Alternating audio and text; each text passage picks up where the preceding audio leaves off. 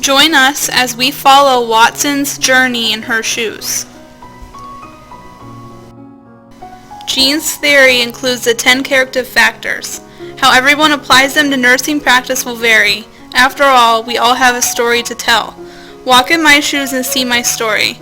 Take a walk in my shoes. It's not as easy as it looks. On June 10, 1940, Margaret Jean Harmon was born in a small town in the Appalachian Mountains of Williamson, West Virginia. Between 1958 to 1961, she received her RN diploma in nursing from Lewis Gale School of Nursing from Virginia. She went on to marrying Douglas Watson in 1961 and moved to his home state of Colorado. Shortly after, in 1963 and 1967, they had 2 daughters. Jean Watson had an exceptional educational background, from achieving her Bachelor's of Science in Nursing in 1964 to achieving her Master's in Science in Psychiatric Mental Health Nursing. She went on to her graduate study in Social and Clinical Psychology and received a PhD in Educational Psychology. Some random facts about Jean Watson is that she is a professor of nursing and holds an endowed chair in the nursing science at the University of Colorado Medical Campus. She is also an author and a co-author of over 14 books on caring. Also, she founded the Watson Caring Science Institute, in which is developed as a nonprofit organization to help spread her nursing theory.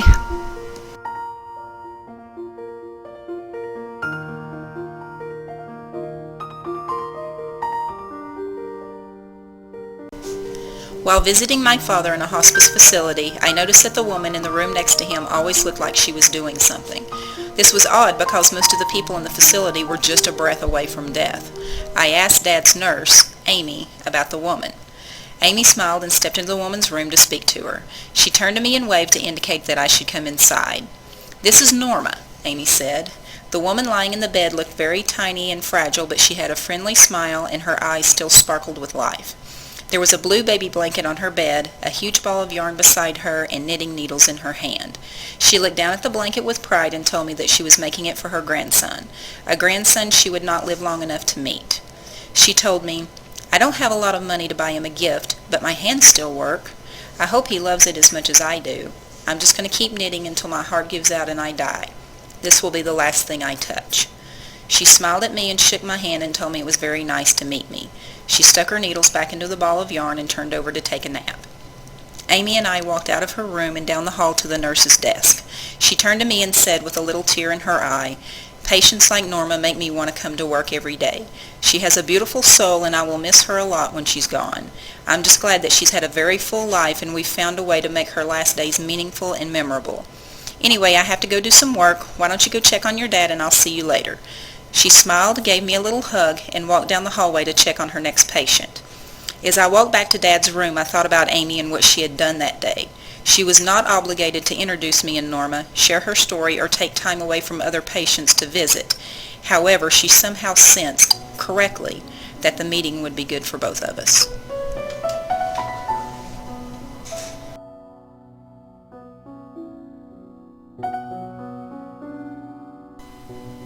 Throughout the Carative factors, Jean Watson incorporates a concept called a caring occasion, where 2 individuals are present within a moment that goes beyond physical reality and delves into the spiritual realm in an effort to better understand each person. The shoes analogy embraces this concept by representing individuals on a personal journey through life, as in Julia's journey. For a moment, think outside of where you are and imagine yourself on the phone with a post-op nurse. She's giving you a report on the 3-year-old with Down syndrome who's just out of surgery. The nurse goes on to explain that the mother has been by his bedside, but has been very difficult to deal with. When Julia approaches you, she begins to unload all of her complaints. Intuitively, you begin to see that Watson's Carative factors follow similar nursing pathways. Understanding the human aspect, you begin to assess the words and emotions Julie has just shared with you. You engage in that caring moment to understand her in a holistic approach by asking just a few questions.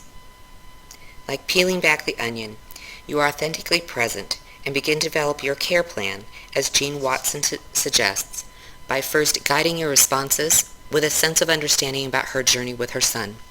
Second of all, validation of her feelings and exemplifying your value for life with her. You also have a deep sense of respect for those in difficult situations because you realize that her anger is just an outward expression of her own personal pain. And this follows the carative factors number 1 and number 2. You are also able to reach out to her in a way that conveys understanding and a partnership in this new relationship to care for her son. Knowing that Julia is carrying such a heavy burden, your actions and words reflect that supportive role for her by using your contacts outside the hospital to find support groups for parents dealing with Down syndrome. And this follows carative factor number 8, the true gift of self, where the caring occasion goes beyond the physical concerns but meets the needs on a holistic level.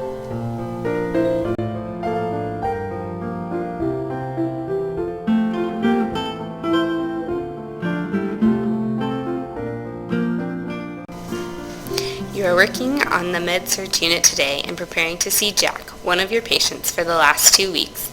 You've got the chance to know him over those 2 weeks and have found out a little history about him. He has been living in deplorative conditions, has very little money, but is a veteran from the Vietnam War. His family has not been supportive and he hasn't seen them in many years. But despite that, Jack still has an upbeat personality and loves to tell jokes, but is also a little forgetful sometimes due to some short-term memory problems. He is scheduled to be discharged in 2 days into a group home with some assisted living, which is a new situation for him, and he has some nerves about it. Due to those nerves, he has been refusing his medication and been belligerent with the physical therapist earlier today. As a nurse, you can apply your Jean Watson carative factors to your situation. First, you can use number 4, being helpful, trusting, in human care relationships. By bringing Jack his favorite magazine, you, as a nurse, are able to establish a caring and trusting relationship. Jack is able to see you are looking out for him and that he is not just another patient. Next, you can use carative factor number 7, transpersonal teaching and learning. The physical therapist may not have become so frustrated with Jack when he was being belligerent if she had known his story and understood what he was going through and feeling. As a nurse, we get the opportunity to know our patients on a personal level, and we are able to have more patience with them in difficult situations if we get a glimpse of what it's like to be them. Lastly, we can look at carative factor number 9, humans need assistance. Even though Jack is headed to an assisted living place and is nervous for the change, you, as a nurse, could help him to understand what he is going through and how beneficial it is going to be for him. We, as nurses, can take the time to show we care about our patients and help ease their nerves, which in turn will help them to be more perceptive to us and what we need them to do.